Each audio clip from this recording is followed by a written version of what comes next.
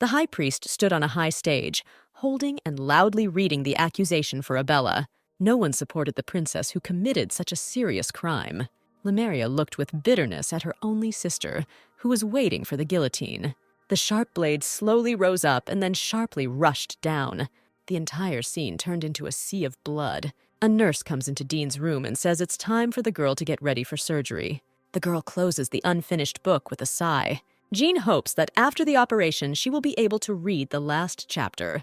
The nurse is embarrassed, but assures the girl that she will read more than one book. Something went wrong during the operation. Jean sees the fading light and realizes that she will never wake up. In a huge hall, the priests of the magical order call upon their forces. Magic flames surround a girl sitting in the center of the hall. With horror, the girl sees that the flame of the magic ball is gradually dying out. The high priest regretfully says that it is impossible to awaken magical abilities in a girl. A man in luxurious clothes sadly looks at the girl and realizes that he has no choice. The girl anticipates trouble and looks at the man with fear. Suddenly, black magical waves swirl around the girl. The baby is choking in the surrounding darkness. In hope, she reaches out her hand to the man who has turned away and falls into the abyss. Jin opens his eyes in horror and is relieved to realize that this is just a dream. The girl looks around in confusion, but cannot recognize her hospital room. Jean is perplexed and wonders how long the operation took and why the hospital did such a luxurious renovation. Suddenly, the girl notices her hands. They are so small and soft, not at all like the ones worn out by constant injections that she had before the operation. Jean, with great difficulty, gets off the unrealistically huge bed and runs to the mirror standing by the window. In the mirror, the girl sees a little girl with long blonde hair and huge, fiery-colored eyes. Jean falls to the floor in shock and watches the reflection, which for some reason repeats her every movement. The scream heard far beyond the room from which it came. Hearing the scream, 3 girls in maid uniforms run into the room and in panic ask what happened to Her Highness. One of the girls feels Jean and says with relief that Her Highness is okay. June, in desperation, grabs the maid and, with tears in her eyes, asks who she is. The maid, accustomed to the girl's whims, reveals that she is the only princess of the Rivalry Empire, Her Highness Princess Abella. Jean turns over the names and titles she heard in her mind. It all seems surprisingly familiar to her. Suddenly, she realizes that all this is from a half-read book called How to Raise a Princess. And then Jean gradually begins to understand what is happening. She did not wake up from the operation. She was reborn into Princess Abella. Jin sits dejectedly in a chair, trying to figure out how it all happened. For the 100th time, she repeats that she is Princess Rivalry. The maids nod in fear. After a while, Jean begins to believe that she has truly been reborn and is now Princess Abella. The girl remembers that according to the plot of the book, the girl was branded a worthless princess. In a world where respect directly depends on the level of magical powers, their absence is considered a shame and is condemned in every possible way. The lack of a magical gift deprived Abella of her rights to Presto, after which she became even more corrupt and tyrannical. All her life, Abella envied and hated the crown princess, her half-sister Lamaria. In the end, to win the power struggle, she prepared a whole cup of poison. The princess killed her father, ruining her own life with this act. Princess Abella was eventually executed. Jean screams in panic why she was reborn into this vile and worthless heroine. The girl turns to the maid. She shudders in fear. Jean does not understand why the maid is so afraid of her. Suddenly, the servants open the doors in reverence. A handsome man in luxurious clothes enters the room. All the servants fall to their knees. Jean realizes that this is Abella's father and tries to remember everything that was written about him in the book. Emperor Alwer is the youngest ruler of the Rivalry Empire, ascending to the throne at the age of 19. Having taken the oath to the empire, he immediately raised troops and set off to conquer neighboring empires. In just 10 years, he expanded the territory of Rivalry several times. Under his rule, the empire achieved unprecedented prosperity. At the same time, the cruel and cold-blooded tyrant had the most beautiful face, like an angel. Looking sternly at the maid, the emperor asks what happened. The maid trembles with fear and answers, the princess suffered because of her carelessness. When asked by her father what the princess's bodyguard was doing at that time, The girl looks away and doesn't know what to say. Suddenly, the man's gaze becomes icy. He orders to answer. The maid trembles and says that a few days ago, Sir Victor angered the princess and is now still healing his wounds. Jean thinks with horror that in the book, Abella's character was simply devilish. The girl remembers the terrible pictures from the book, in which the princess tormented her servants, and understands why now all the servants are afraid of her. Suddenly, the emperor turns to his daughter. His gaze frightens the girl very much. She understands that now she will get it because of the behavior of the previous owner of the body. But unexpectedly, the father gently and affectionately strokes his daughter's head and asks what hurts her. In a rage, Altward turns to the lackeys and asks how some exile dares to provoke the princess, orders him to be brought immediately. Jin watches with interest and fear how quickly and often he changes his facial expression. The chief magician of the empire, summoned by her alarmed father, approaches the girl.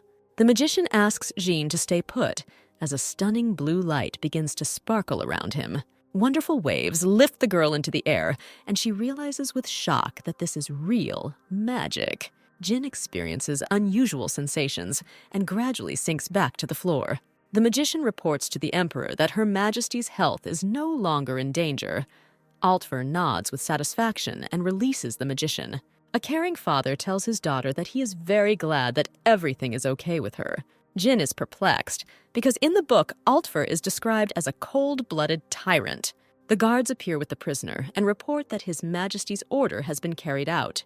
The guards throw the prisoner to the floor. He trembles and tries to get up. Suddenly, the prisoner raises his head and looks straight at the princess, his gaze blazing with hatred. Jean does not understand why he is looking at her like that. The book says that Victor is a prince from the Silently Empire because he has black hair and red eyes. Everyone considered him an outsider. At the age of 10, Victor was transferred to Riefenstrai as a political hostage. At the age of 12, Victor was sent home because he offended the princess, after which no one saw him. This character appears in the book for only a few chapters, gradually moving into the background of everyone else. Jill is frightened by Victor's gaze and hides behind the emperor. Noticing this, the emperor becomes furious and says that the hostage sent from some tiny state does not dare look at his daughter. The emperor tells Victor that he has failed in his task as the princess's bodyguard, and for this, he will pay in blood. Suddenly, Altwer decides with contempt that such a crime can only be washed away by the bloodshed by all the people of the Silently Empire. Jean is shocked. Such a small thing as a glance in her direction could lead to the collapse of an entire empire. Victor bowed his head obediently. He didn't even try to object. Everyone stood silently. No one tried to intercede for the young man. Everyone thought only of themselves. The girl does not understand what kind of world this is, where there is no justice and human rights. Instead of laws, everything is based on power. No one tries to contradict the despotic ruler. Jean understands that if Victor dies because of her, if a war breaks out, then she will become one of these soulless cowards. Suddenly, Jean comes out from behind her father and selflessly declares that Victor is not to blame for anything. She herself was not careful enough, and this has nothing to do with the young man. Victor is stunned. He does not understand why the princess decided to stand up for him. A month later, Jean fully accepted the fact of her rebirth. From now on, she is Princess Abella. The girl looks thoughtfully out the window and thinks that this rebirth is a true gift from God. From the moment of birth until her death, the girl spent most of her time in the hospital. By transforming into Abella, she received the body of a healthy person, which she had dreamed of all her life. A month has passed since the story with Victor. Abella still remembers with trembling how she dared to contradict the tyrant, but her father no longer remembered the situation. Suddenly, the princess notices that the bodyguard is looking at her thoughtfully. With a beaming smile, the girl asks if everything is okay. The young man, looking at her smile, thinks about what new punishment she is preparing for him. Abella is embarrassed looking at the expression on Victor's face, and although she doesn't understand what's wrong, she clearly didn't mean it that way. In the short time spent in this world, the princess realized that the character of the heroine was no different from what was written in the book. Everyone was afraid of her. In the entire palace, there was almost no one willing to even just talk to her. Even her personal maid is afraid of her. The princess was so terrible. Abella decides that it's time to change her opinion about herself and should start with those closest to her. The princess approaches Victor, who is bending his knee, extends his hand, and offers to rise. The girl swears on the name of the imperial princess that she will never again hurt the young man or humiliate her. Victor looks at the princess and wonders what she was up to again in the end. The bodyguard stands up, ignoring the princess's outstretched hand. Suddenly, a voice is heard at the door that it is unacceptable to behave this way with Her Majesty. The young man who entered, the princess's personal butler Neil Tevi, respectfully greeted Her Highness. According to the book, Neil is the only person who remained on Abella's side from the beginning to the very end. While others gradually turned away from the girl, he was always there. Neil was so devoted to the princess that he sacrificed his life for her without regret. Neil hurriedly approaches the princess. He looks at Victor with disdain and obvious hostility. Between the man and the boy, it's like electric discharges jump. Abella wonders with surprise whether their relationship is really that terrible. Approaching the princess, Neil respectfully bends his knee. The butler reports that he returned from his trip empty-handed. Abella reads the documents brought by Neil. It turns out that His Majesty has an illegitimate daughter, her half-sister. The girl remembers that in the book, her sister, Lamaria Larwood, is the main character. According to the plot, the young emperor created an alliance with a girl from the family of a wealthy merchant, as a result of which a child was born. However, soon after the birth of Lamaria, a misfortune occurred in the merchant's family, and everyone ended up in prison. The young princess disappeared without a trace. The lost princess was sheltered and raised by a family of peasants. But it turned out to be impossible to erase the noble blood of the imperial family. After returning to the palace, Lamaria very quickly became the favorite of all its inhabitants. Even the cold-blooded and tyrannical emperor gave in.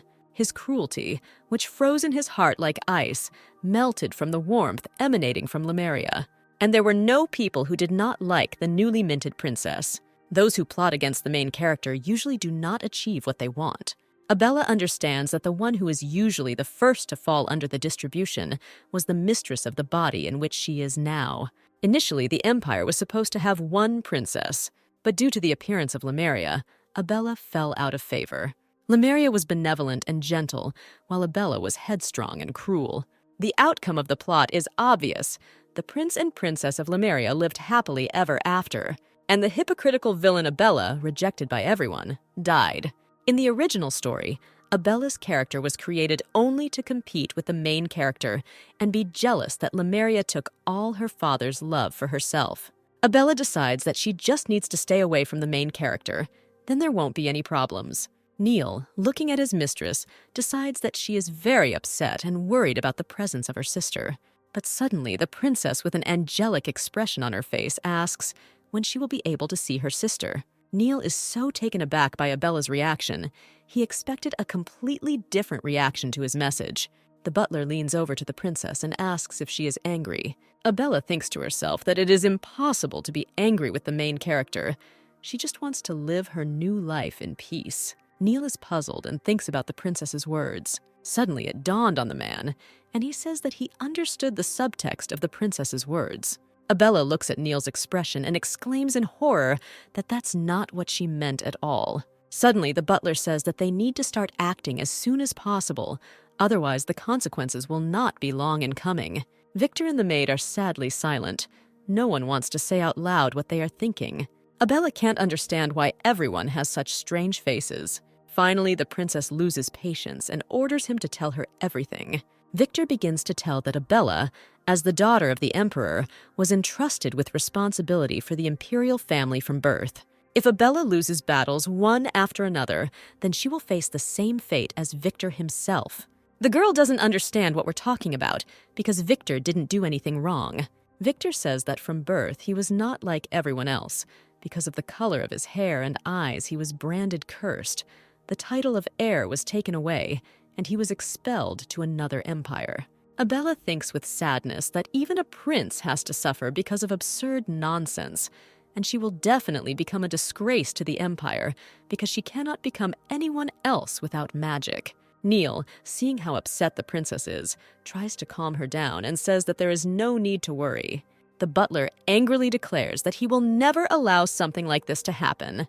The girl is dejectedly silent, immersed in her thoughts. Neil is holding back with all his strength so as not to kick out Victor, who dared to upset his favorite. Suddenly, the princess calmly and distantly says that she will prepare for this in advance. Looking out the window, Abella realizes that this must be a completely different preparation. Suddenly, the girl realizes that living in a healthy body is very difficult. She thought that enough times she would not need to be subject to constant restrictions. It would be enough to just lead a calm and measured life. But in this place, the law is not perfect, and one tiny mistake can cost your life, as if nothing depends on you. Abella suddenly seemed to wake up. She couldn't just admit defeat. Flipping through the books again and again, Abella thinks that others could easily be reborn as a princess and live without worrying about anything, but she managed to fall into the hands of an evil witch. The girl thinks that even if she cannot control the fate of her unfortunate heroine, she will never come to terms with such an ending. Abella must change her sad fate. The girl behaves very strangely. The servants begin to suspect that the poor princess has gone crazy. Abella holds an incredibly long list in her hands and announces that her rescue plan is ready. According to the plan, she will need to spend a lot of time studying the history of her country. She will need to become an exemplary princess. Once upon a time, the emperor himself hired a teacher for Abella, but at that time the princess was still so small that now the girl must quickly catch up with all the gaps. However, in reality, the past Abella never taught anything at all. The girl thinks that she simply needs a teacher for additional classes, but cannot decide who to choose. The maid Heidi is not suitable. She is too soft, and besides, she is still afraid of Abella. Neil is very smart and has a lot to teach, but he has so many other responsibilities that he hardly finds time to study. Well, of course, only Victor remains. He certainly won't be able to refuse her. Endless classes began, Abella, although she was sometimes unbearably bored, diligently crammed everything. Finally, the strict Victor passed the exam brilliantly. The girl is incredibly happy that her plan is gradually beginning to come true. During all the time she studied with Victor, the princess almost caught up with the original level of knowledge of the former Abella, and in some places she even surpassed it. But despite all the efforts of the little princess, Victor still treats her coldly and somewhat distantly. For etiquette lessons, Neil found the Duchess of Klein, famous for her elegance. The Duchess worked diligently with the girl, touching on all aspects of social life. Now her knowledge of Abella etiquette is quite up to the required level. However, to be a princess, you need to learn many more things. Abella always thought that to be a princess, it was enough for her to be born and drink and eat on time. But in reality, everything turned out to be much more complicated. Neil and the maids enter the room with tea. It's time to take a break. The maids set a luxurious table with all kinds of sweets. Abella, like any little girl, loves sweets. But after a moment, delight gives way to sadness. In a past life, the girl, due to illness, could not eat everything. But when she entered the new world, she was denied nothing, and the consequences in the form of excess weight were not long in coming. From that moment on, Heidi declared a tough war on all sweets. The princess's stomach growls. She looks at the maid and begs to let her eat at least a piece. Heidi cannot resist this look from her ward and says that only today, as an exception, this table was prepared especially for Her Highness. The girl rushes to the maid, hugs her, and says that Heidi is the kindest person in the empire. Abella is delighted. Before, she never imagined that such little things could make her happy.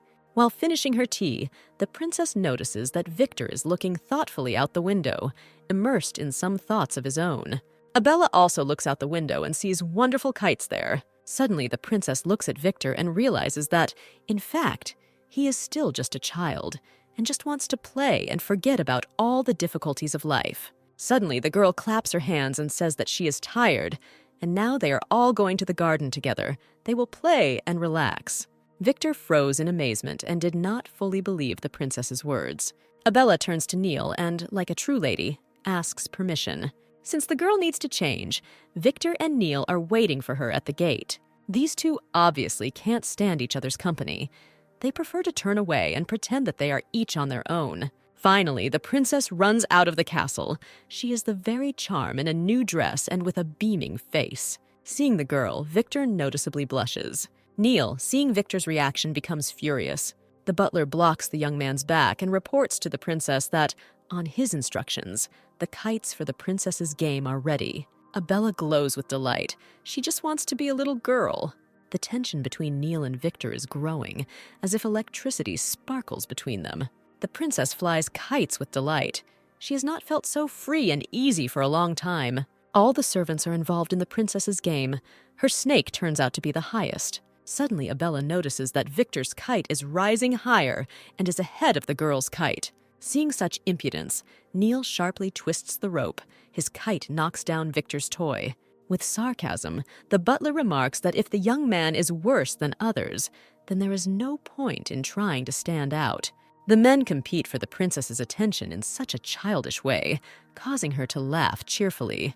Playing further, Abella thinks that the book Neil is cold and insensitive, but in fact, he turned out to be very nice, which means she herself has no right to be weak. Suddenly, the rope on Her Majesty's snake becomes taut and breaks. A strong wind carries the snake to the farthest corner of the garden, directly onto the roof of the gazebo. Abella takes off and runs for her toy. Having made her way through the hedge, the princess looks around, looking for the way to the gazebo. After getting lost a little, Abella runs out onto the lawn, surrounded by beautiful flowers. There is a gazebo right in the center of the lawn. Suddenly, the girl sees that she is not alone on the lawn. Someone is sitting in the center of the gazebo, quietly humming. The princess thinks that her father built this gazebo especially for her, and no one except her and her retinue has the right to come here. And this girl is not familiar to her, although her silhouette seems familiar to her. Suddenly, like a bolt from the blue, Abella is struck by the thought that this is Lamaria Larwood, her half-sister. The princess remembers that according to the plot of the book, they should meet for dinner in 6 months, but something went wrong. Abella decides that the best strategy is to quietly leave the area, but suddenly she steps on a dry branch and a very loud crash is heard. Lamaria, hearing an extraneous sound, turns around in fear. Abella tries to run away before her sister notices her, but suddenly hears a greeting. Lamaria stands up, makes a deep curtsy, and greets Her Highness with respect. Abella, in a panic, cannot understand why her sister ended up here and right now. Seeing the strange expression on the princess's face, Lamaria politely asks if she is okay. Having coped with her emotions, Abella joyfully replies that everything is fine. She just doesn't understand how Lamaria got here. The older sister replies that while walking in the park, she noticed that there were the most beautiful flowers on this lawn. Lamaria really wanted to prepare a gift for the first meeting with Her Majesty, so she decided to collect a bouquet here. Abella understands with annoyance why everyone in the book loved her sister, and if she had not been the main character, they could have become friends. Suddenly, a man's voice is heard from the bushes. He says that the bouquet is beautiful and quite worthy of Her Majesty. Faithful Neil coldly tells Lamaria that this gazebo was built by His Majesty especially for the princess, so all outsiders are prohibited from being here. Victor, who appeared after Neil, rather menacingly asks what Lamaria's intentions were if she arbitrarily invaded the princess's possessions. The girl is very frightened, sincerely asks for forgiveness, admits that she did not know that this was the property of Her Highness. Lamaria says that His Highness allowed her to move freely around the garden, and she decided that she could come here too. Lamaria has not yet been officially introduced, so she cannot call the Emperor father. Abella remembers a story in which her sister grew up among peasants. She was subjected to various bullying, and the princess is surprised to realize that she feels very sorry for Lamaria. Suddenly, a familiar voice is heard asking Lamaria what she is doing here. The girls turn around in fright. The emperor himself appears in front of the gazebo, and, contrary to usual, he looks quite simple. Heidi runs up to Abella and asks if the princess has found her kite. The girl answers with embarrassment that she was so surprised by the appearance of Lamaria that she completely forgot why she came here. The emperor looks at Lamaria, and his gaze instantly becomes cold and prickly as ice. The girl is scared. Without saying a word to his eldest daughter, he turns away and orders the guards to take Lamaria to her chambers. Taking Abella by the hand, Alwar heads towards the exit, casually telling Lamaria that from now on he forbids her to appear near the princess without his permission. As she leaves with her father, Abella feels awkward and shy, and she turns around sharply. Lamaria, with tears, sees her father and sister leave and remains completely alone at the gazebo. Abella is studying in her room, yawning from boredom and fatigue. The girl looks at the beautiful flowers in the vase. Lamaria does not give up hope of making friends. Almost immediately after meeting in the garden, she sent the princess this bouquet. A few days later, events begin to develop in accordance with the plot of the book. Abella receives an invitation to the ball. During a dinner party, the emperor must introduce Lamaria. To the cheers of those present, she will be presented as the daughter of the emperor. Abella will be shunned and studiously ignored by the entire society. Because of envy and resentment, she will have to become the one everyone hates. The girl thinks that despite the fact that they met a little earlier than necessary, this will not ruin her plans. The princess is sure that she must change her image in the eyes of other people for the sake of her own future. Only the item about dancing remains unfulfilled on her list. The girl goes out into the garden, looks around in search of someone from her retinue. Noticing Heidi, the princess runs up to her and asks if she has seen Neil. The maid replies that the butler has important business today, and he left without saying when he would return. The girl sadly says that she wanted to practice dancing with Neil before the upcoming ball, but obviously she will have to give up this idea. Heidi thoughtfully replies that if Her Highness wants to practice dancing, then she may well choose someone else to do it. Suddenly, the maid turns around, calls Victor, and waves her hand to him. Victor feels a chill run down his spine. For some reason, he doesn't expect anything good. The other dance partner Heidi was talking about turned out to be Victor. Abella appreciated the maid's idea because Victor once belonged to the Imperial family, which means he could very well teach her how to dance. The princess is a little embarrassed by the presence of the young man, but Victor boldly approaches and offers to start the lesson. The young man holds out his hands to the girl, and according to the rules of etiquette, says that he has the honor to invite her to dance. Having started to dance, the girl happily notices that dancing in this world is very similar to the waltz from her real world. Abella recalls that in her world she danced the waltz very well, so even now she should not have problems with dancing. The girl notices that, in fact, Victor is not inferior in attractiveness to other male characters. Continuing to dance, the princess wonders why this young man was given only a couple of chapters in the book. The princess is so carried away by her thoughts that at some point she stumbles and begins to fall. At the last moment, Victor catches her. Abella continues her reasoning and steps on the young man's foot, embarrassed that Victor might notice her absent-mindedness. Suddenly, Neil enters the room and asks why Her Majesty didn't wait for her faithful butler to train. The girl answers without hesitation that Victor is also a very good teacher. Suddenly, the bodyguard lets go of Abella's hand, bows, and asks permission to leave since Mr. Neil has returned. As they pass the butler, the two exchange glances as if they are about to throw themselves at each other. The princess watches this scene in bewilderment, which no longer pleases her at all. And then the day of the ball comes. The carriages arrive at the castle one after another. The most noble people of the empire arrive one after another. Victor, in full dress uniform, stands thoughtfully at the door of Abella's chambers. Suddenly, images of a beautiful and happy princess flash through the young man's head. He remembers how they danced before the ball. Victor forcefully turns his head from side to side, trying to drive away the obsessive images. Meanwhile, Abella sleeps sweetly in her chambers and has no intention of waking up. Opening her eyes, she notices how great the weather is outside the window and decides that it is best to sleep under such sun. The door swings open and Neil enters, having learned from the maids that the princess has not even gotten up yet. The butler mercilessly wakes up the princess, looks at his watch, and notices that if they don't start getting ready right away, they risk being late. With a wave of his hand, Neil calls the maids and orders them to start getting ready. A trio of maids, led by Heidi, advance towards the bed, leaving Abella no chance of escape. Suddenly, the cry of the princess is heard throughout the surrounding area. She calls Victor and begs him to save her. The excited bodyguard rushes to the door to help his little mistress. Heidi blocks his way and explains with a smile that the princess is just a little capricious from fear of the upcoming event. Suddenly, Victor hears someone calling out to him behind him. Turning around, the young man and the maid can't believe their eyes. She definitely shouldn't be here. Before Victor and Heidi stands the beautiful and shining Lamaria, completely ready for the ball. The servants bow down and politely greet the princess's elder sister. Lamaria reports that she saw a familiar silhouette from afar, but did not expect that it was Victor who would be here.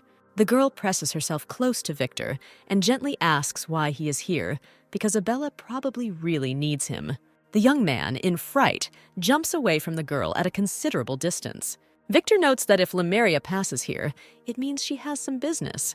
The girl begins to tell what her father told her, but then the footman abruptly interrupts her. The girl falls silent in embarrassment and suddenly says that she has to take her leave. Lamaria and the footman quickly turn around and leave. Victor and Heidi look after them in confusion. The girl confidently says that the eldest princess came here specifically for Victor.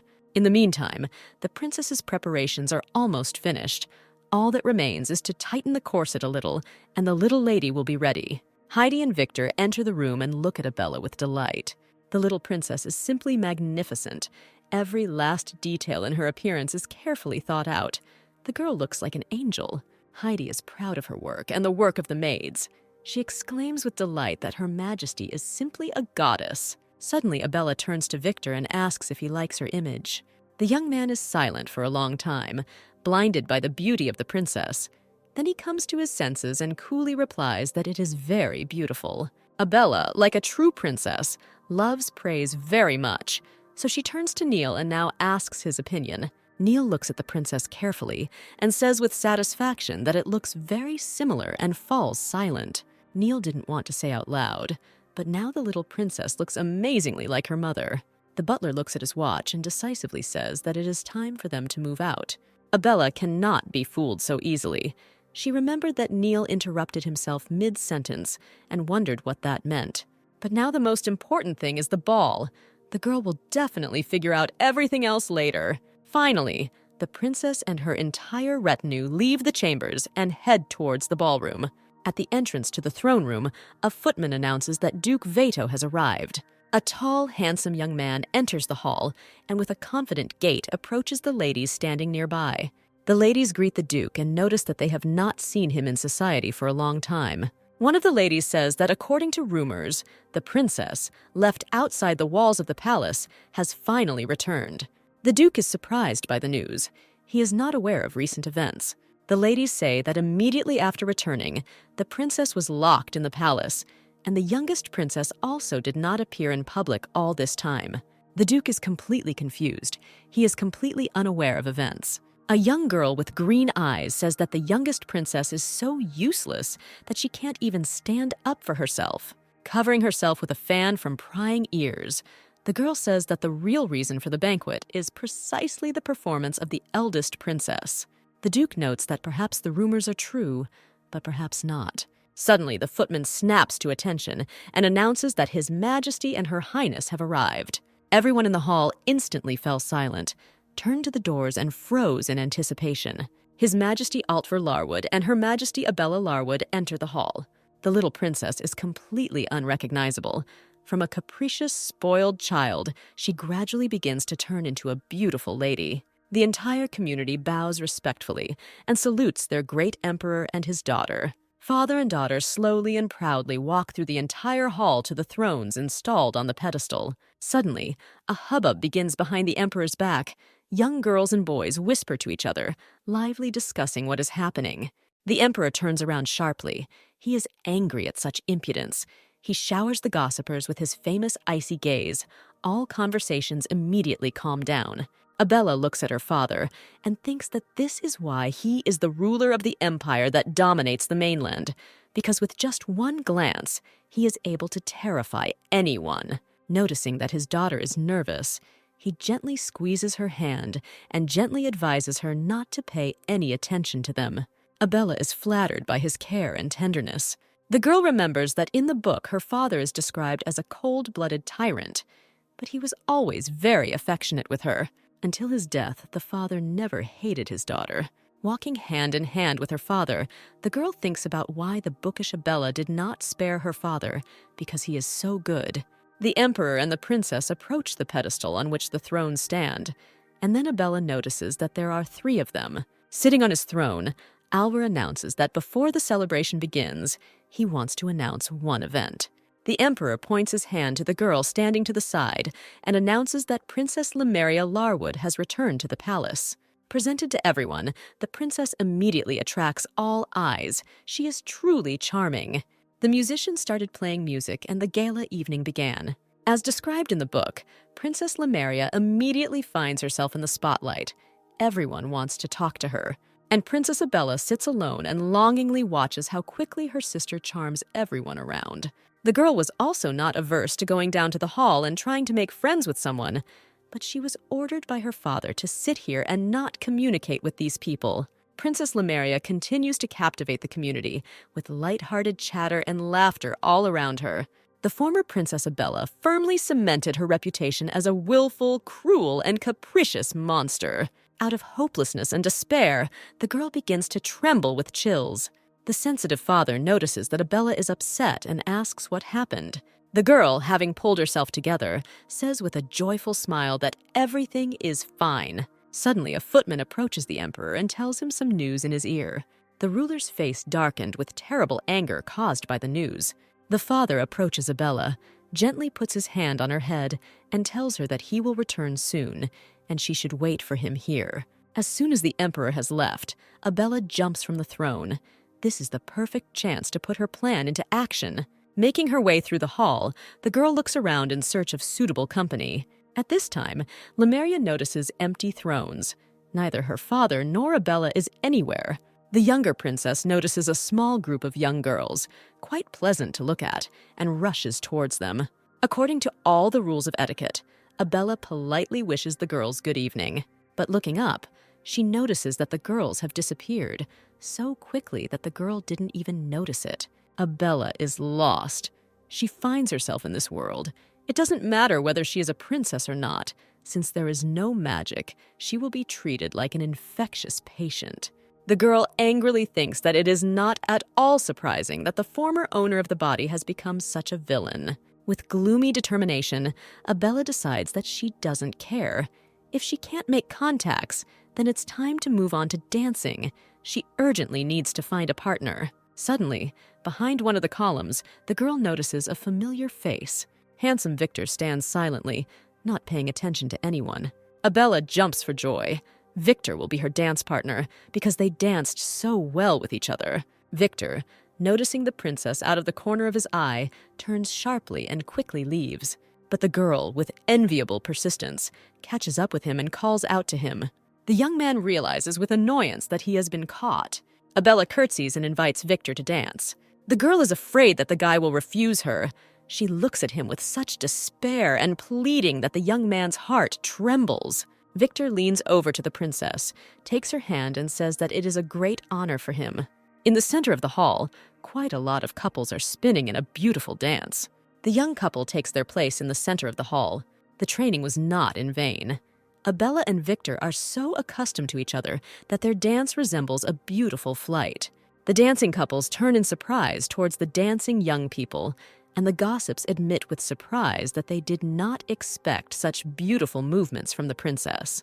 Abella and Victor are so dizzy that they don't notice anyone or anything around them.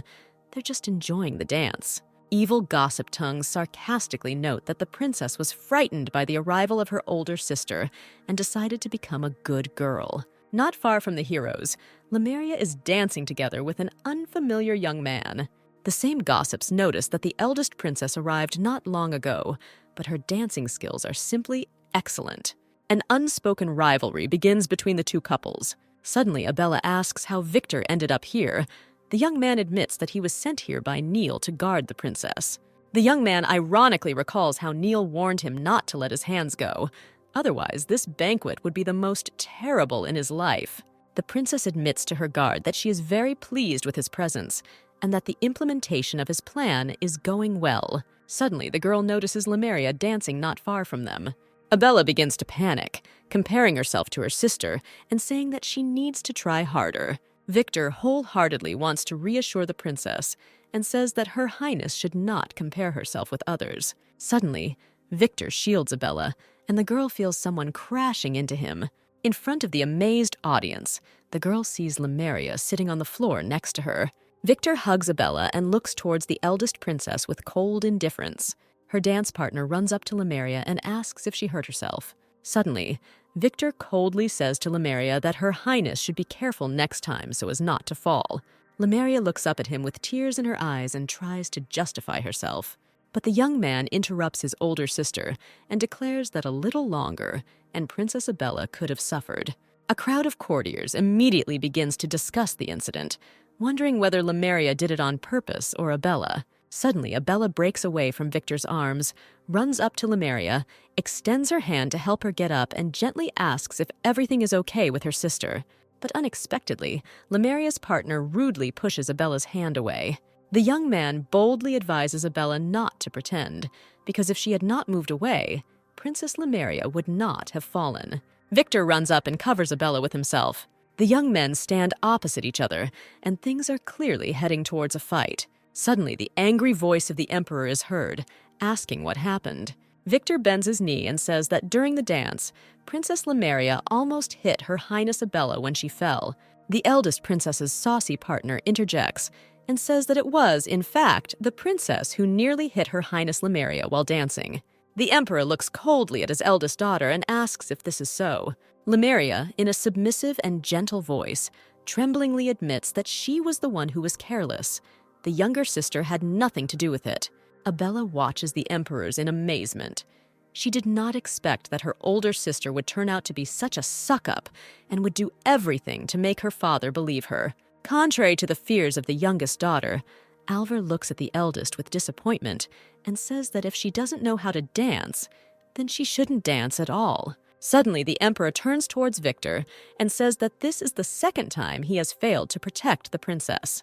Altvar motions to the servant to give orders regarding Victor's fate, but then a frightened Abella runs up to her father. The girl passionately convinces her father that if Victor had not shielded her in time, she would have suffered too. To protect her guard, the girl is ready to do anything, even pretend to panic and look pleadingly at her father. Abella looks so touchingly, trembling inside with fear that her idea of being a good girl will fail ingloriously. The father's heart trembles. He takes Abella in his arms, ordering the others to continue the banquet. Duke Veto, standing a little to the side, thoughtfully watches this whole scene. Having brought Abella to rest, her father gently strokes her cheek and carefully asks if everything is all right with her. The emperor thoughtfully tells his daughter that next time, if she doesn't feel like going to such an event, she doesn't have to go. Abella is delighted that her father is the man who is truly ready to protect her from any adversity. The princess and the emperor drink tea cheerfully and casually, enjoying communication with each other. There is a knock on the door. The footman reports that Duke Veto asks for an audience. Suddenly, the emperor's expression changes, and he looks at the door with hostility. The father turns to the princess and asks if she wants to let the duke in. Abella recalls that according to the plot of the book, Duke Veto emerged as the main winner, and it was thanks to him that Lamaria and her lover ascended the throne. The girl thinks that the duke clearly has some plans. She wouldn't want to meet him now. The princess looks piercingly at her father, hinting that she does not want to interrupt such a wonderful evening that they are spending together. The emperor tells the footman that the princess is not feeling very well. She needs peace. There will be no audience today. Let the duke return to his place. The duke stands outside the door with Lamaria. They heard the emperor's entire conversation. The man replies that in that case, they will come another time. Lamaria drooped. She so wanted to spend at least a little time in her father's company. A few days later, Abella learns that her father ordered a tea party because he learned that the princess liked socializing with other girls. The girl is confused. So as not to upset her father, she told him that she has no problems in communication, and now she will have to accept everyone who is afraid of her and does not love her. The girl is not discouraged. She decided that this is another chance to try to establish communication and a chance to change public opinion about her. Finding herself in a noisy and bright market, the princess feels unusually inspired because she practically never leaves the castle. The girl is a little ashamed that she came up with an excuse to buy gifts for the tea party. Otherwise, her father would not have let her go to the city. Initially, the father himself wanted to accompany his daughter, but a suddenly arriving visitor disrupted his plans. Alvar tells the princess that he will not be able to go with her, but Neil and Victor will accompany her. While walking through the market, Neil invites the princess to look at the precious stones. The princess is amazed by the beauty of the decorations and says that they are perfect for a party gift. Neil tells the seller to pack all the goods. The princess is indignant. She did not want to buy everything at once. Why buy all the jewelry when you can choose one at a time? Suddenly, Victor's voice is heard from behind, who also orders all the goods to be packed. Immediately, all the sellers, having noticed profitable buyers, began vying with each other to invite them into their shops and offer goods. Neil tells the princess not to worry. He has agreed with the sellers. All purchases will be immediately sent to the palace. Victor immediately comes up and says that he has also resolved this issue. Neil and Victor again begin to compete and heat up the situation. The princess is on the verge of an explosion. Suddenly, Abella loudly screams that she's had enough. This is not how she wanted to choose gifts. Without allowing her companions to come to their senses, she takes off from her place and runs wherever her eyes look. After a while, the out-of-breath princess stops to catch her breath, realizing that she was able to break away from Neil and Victor. Suddenly, someone hands her a handkerchief to wipe away the sweat and carefully asks how she is. Abella looks up and sees a young man in front of her in strange but beautiful clothes. A stunningly handsome young man stands in front of the princess and continues to hand her a scarf. The girl has her head in the clouds, looks at the boy's face, and cannot concentrate on what he is saying. She looks at the young man, cannot take her eyes off him, and thinks about how stunningly handsome he is. Abella remembers Victor, her father, Neil. They are certainly handsome, but this young man is not like them. A piercing thought comes to the girl's head. He must be the angel everyone is talking about. Finally, the princess came to her senses, took the handkerchief, and replied that she was fine. Abella looks thoughtfully at the stranger and tries to understand who he reminds her of. Suddenly, it dawns on the girl that the young man is very similar to the priest from the book. The princess was dumbfounded. Could it really be him? Abella politely thanks the stranger for the scarf, promises to wash it and return it to the owner. The young man points his hand towards one of the houses and says that he lives here and the girl can find him at any time. Abella looks towards the house that the guy is pointing at and notices a sign above the entrance that says that there is a room for fortune-telling. The girl is amazed that the young man is really engaged in fortune-telling and prediction. The young man explains that he actually studies astrology. In addition, he observes the location of the stars and of course knows how to guess a little. The young man sees that the girl is interested and offers to come in and try to tell fortunes. Abella and the stranger enter a dark room filled with very strange objects. The young man says that he works here alone, so no one will disturb them. The young man takes out a beautiful iridescent magic ball and notices that the girl never said her name. The girl decided not to say that she was an imperial princess. She simply said that her name was Abella. The stranger begins to move his hands over the ball, which instantly begins to glow and rotate. The princess watches the mystery with excitement. Suddenly, the magic ball blinds with an incredibly bright glow. A loud crack is heard, and the ball breaks into pieces. The girl, frightened, asks the stranger what this means. Looking at the fragments, the princess thinks that apparently her predecessor did something so terrible that the crystal ball could not stand it and broke into pieces. The young man thoughtfully examines the bursting magic ball. Suddenly, a stranger approaches Abella and cheerfully says that she is very interesting. The girl is perplexed. Such frightening things are happening, and the guy says that she is interesting. What could this mean? The stranger explains that the crystal ball broke because someone imposed a ban and he cannot tell her fortune. To the princess's perplexed questions, the guy replies that he doesn't know who could have imposed such a ban, but perhaps it was created to protect her. The girl is upset. She just wanted to tell fortunes for fun and didn't even realize that everything would go so wrong and she would find out about the strange ban imposed on her. Suddenly, the young man suddenly approaches the princess, looking at her intently. The stranger mysteriously reports that the ban imposed on her looks very familiar. The young man reaches out his hand to the girl's face. Abella gets very scared and calls for help. At this moment, Victor bursts into the room and, in a voice cold with rage, orders the stranger to take his dirty hands off the girl. The girl runs up to her guard with joy and relief. She is very happy to see him. Victor asks Abella for forgiveness for once again failing to protect her. The princess interrupts the young man, convinces him that he is not to blame for anything. She herself succumbed to emotions and therefore ran away. On the one hand, the girl is ashamed of her escape. But on the other hand, if she had not escaped, she would not have known anything about the mysterious ban.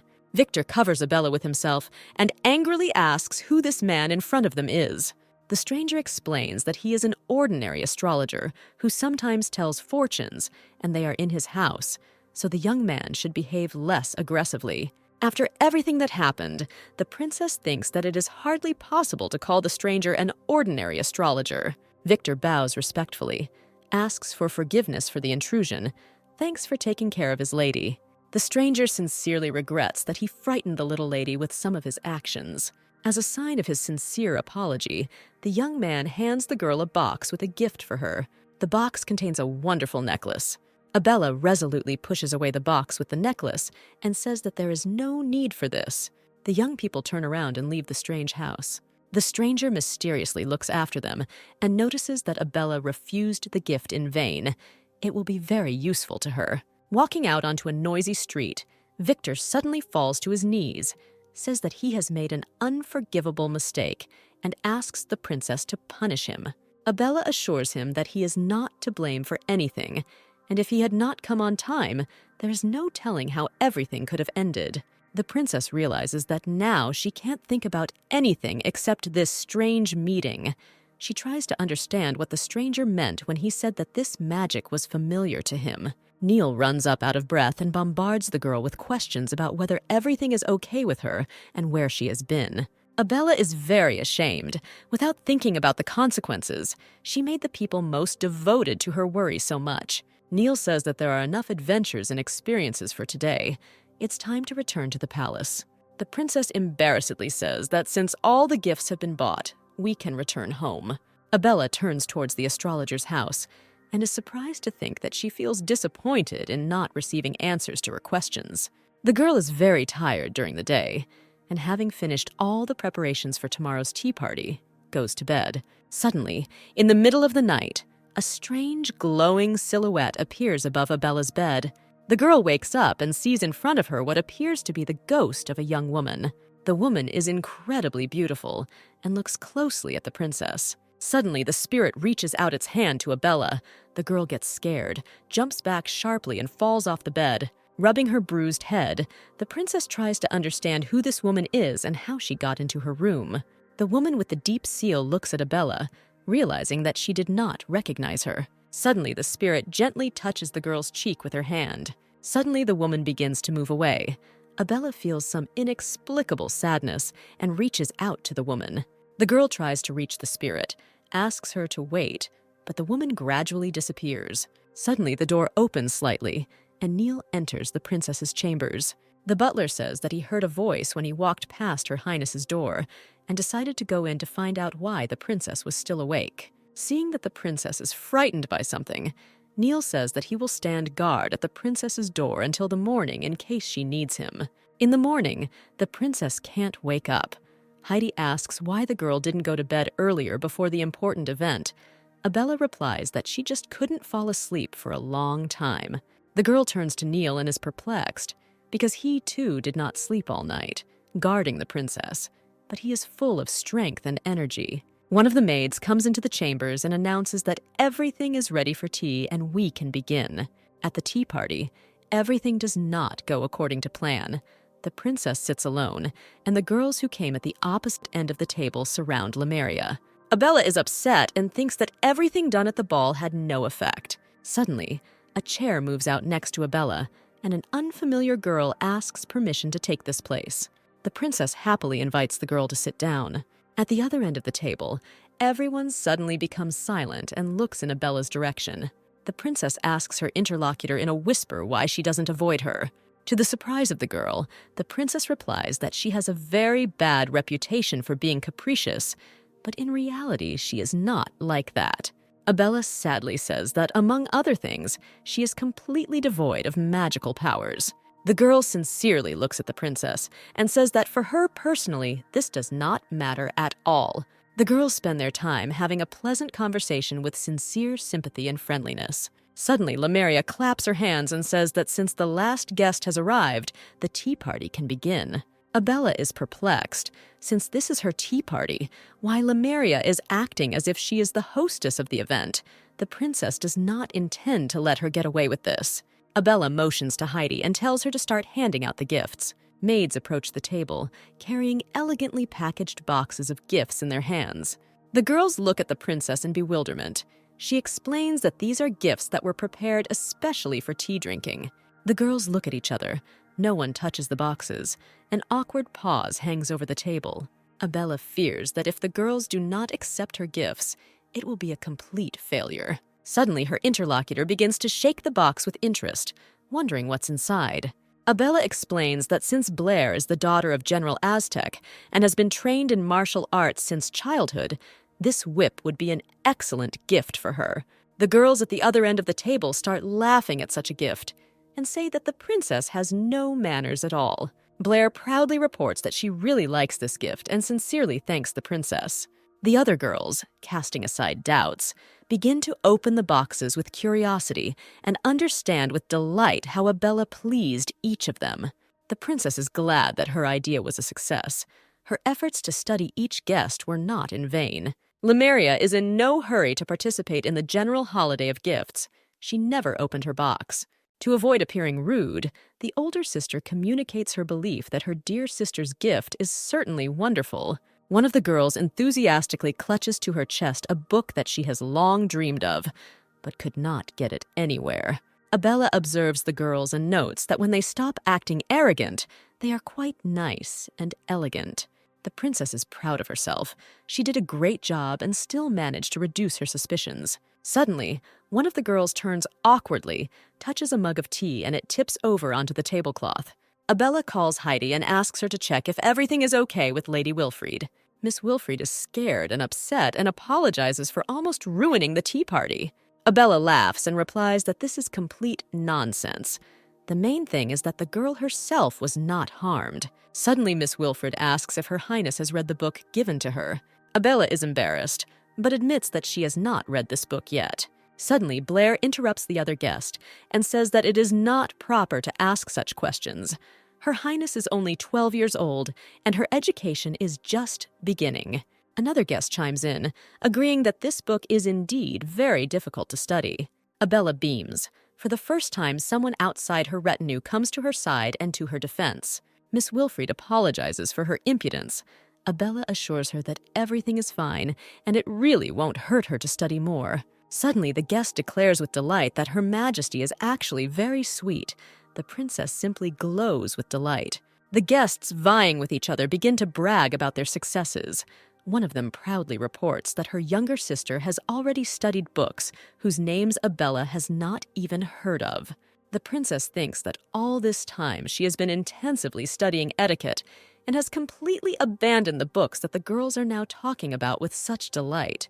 Abella is afraid that if she admits that she hasn't read these books, it will be tantamount to accepting the title of a useless princess.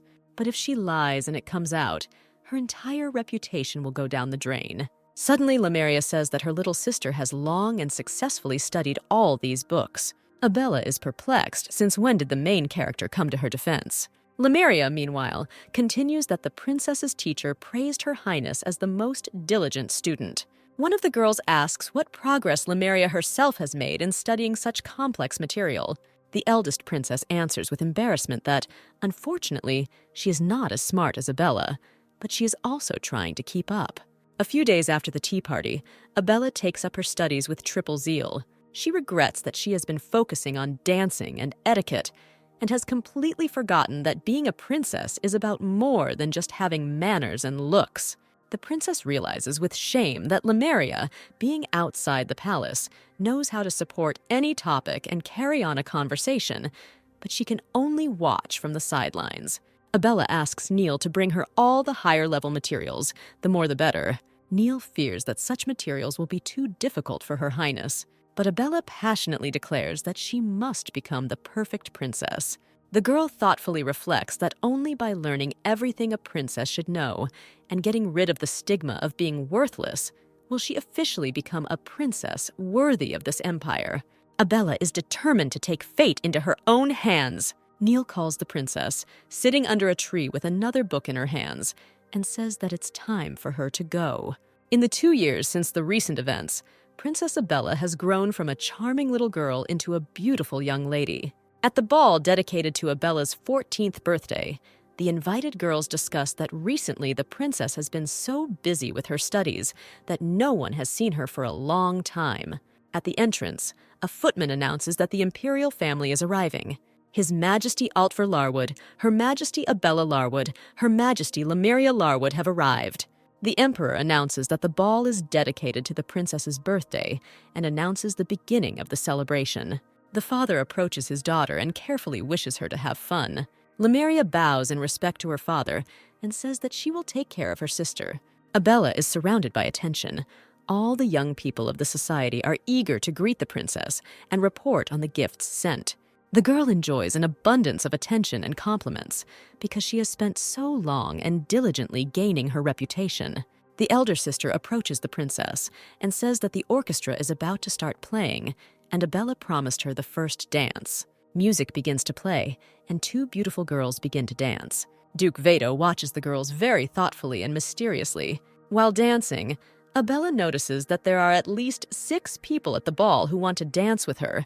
The girls happily discuss that by deciding to dance with each other, they cleverly got rid of annoying fans. After Lamaria helped Abella avoid embarrassment at the tea party, the girls became very close.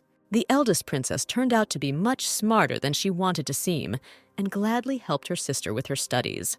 The dance is over. The princesses bow to each other with pleasure. Suddenly, Duke Veto approaches the girls, greets the princesses, and introduces himself. Abella remembers the plot of the book. Duke Veto is the Emperor's younger brother. Gentle, elegant, and polite, he helped the main characters of the book more than once. The Duke saw how Abella tried to poison the Emperor and immediately sent her to the guillotine. Noticing how Abella flinched, her uncle politely asked if everything was okay with her. Suddenly, Abella remembers that, among other things, it was the Duke who returned Lamaria to the palace. The eldest princess thanks the Duke for the book he sent her, but fears that it will be too difficult for her. Veto replies that the princess underestimates her intelligence. There's just no need to rush, and she'll figure everything out. The Duke and Lamaria are having a carefree conversation, and it seems to Abella that they are speaking as if in a peculiar language, accessible only to them.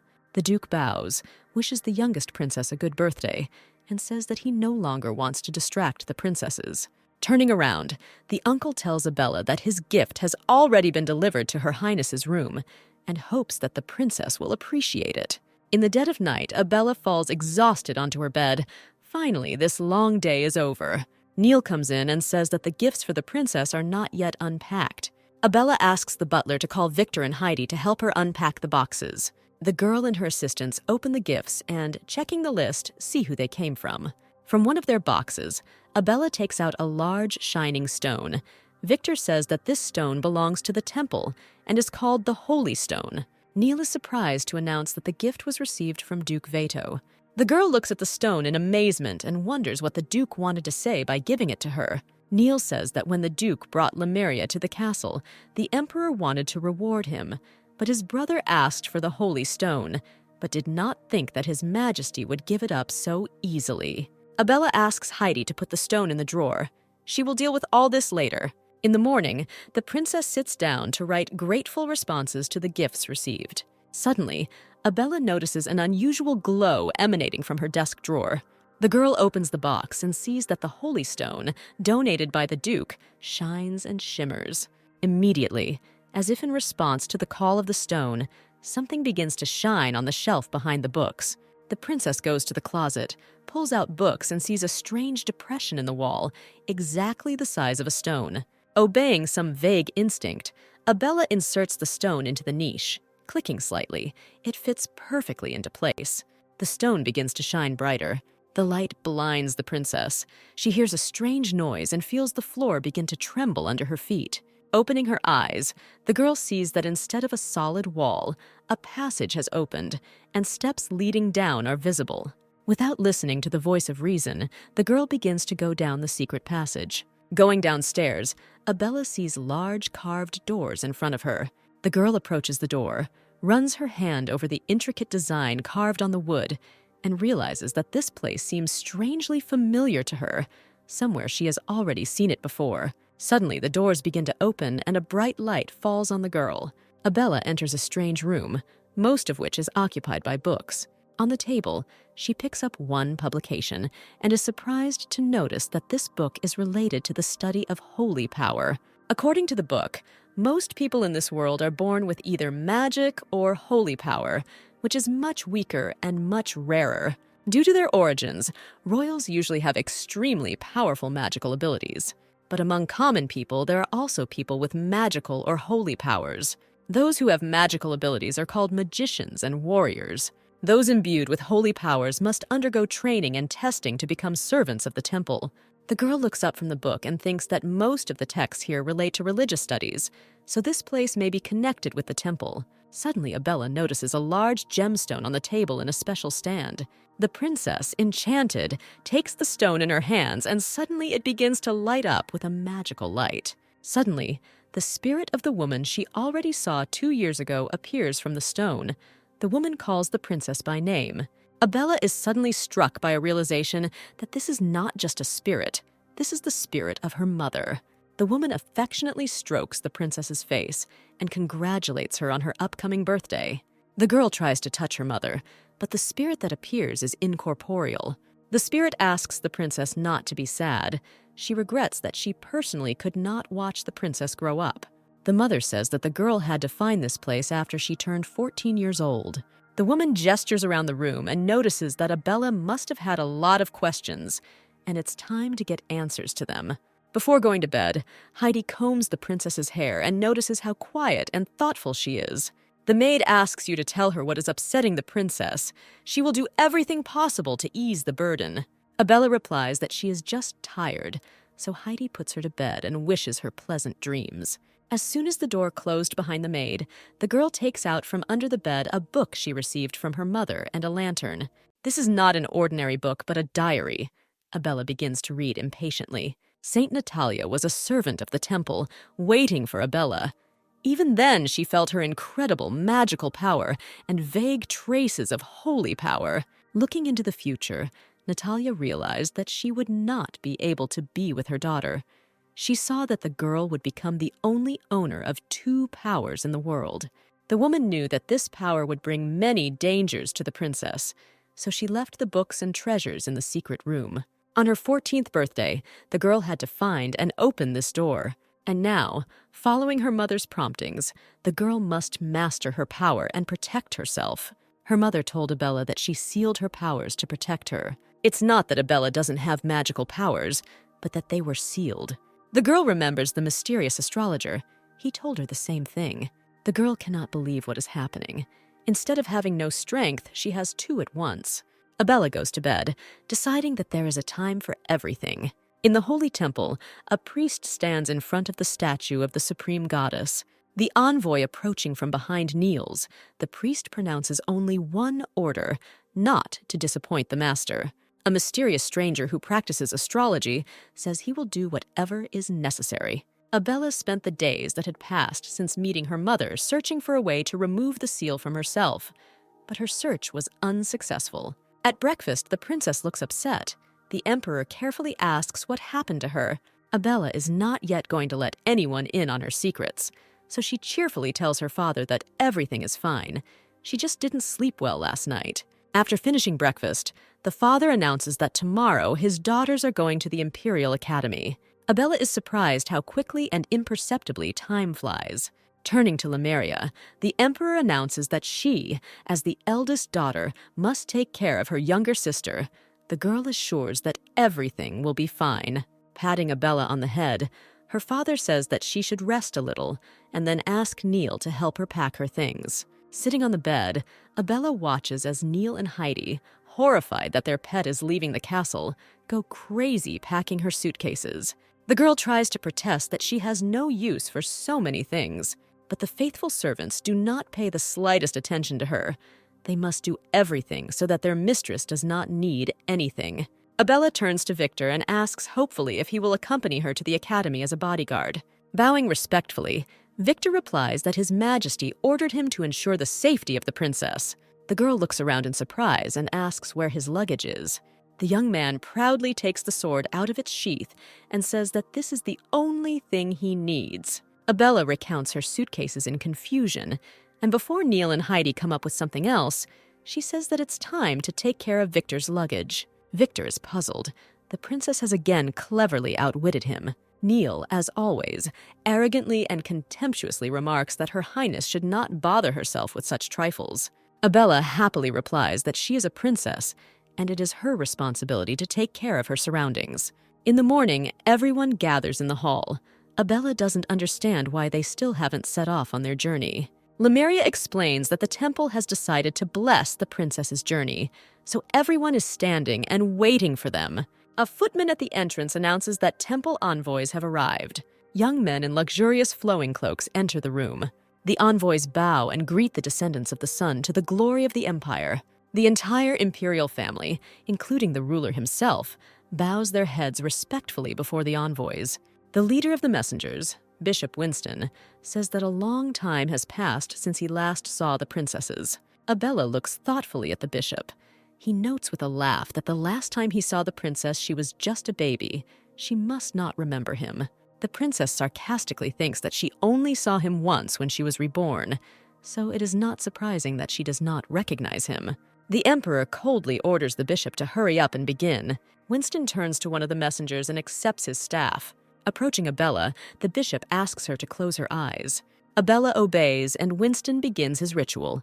To the sound of incantations, the wand projects magical symbols. Suddenly, the princess experiences strange sensations, as if her body is splitting into two. Winston notices that the princess is scared and asks her what happened. Abella tries to convince everyone that she is fine. She feels fine. The father is alarmed. The bishop explains that perhaps the princess's body, deprived of magic, could not resist the holy power, so the girl felt unwell. Bishop Winston bows before the princess and asks for forgiveness for being too careless. Suddenly, the emperor's face changes, and in an icy tone he asks, "Since when did the temple become so bold?" Instantly, the envoys, hearing the emperor's tone, covered the bishop with themselves. Abella turns to her father, assuring her that everything is fine with her and there is no need to worry. But for some reason this time she fails to calm her father down.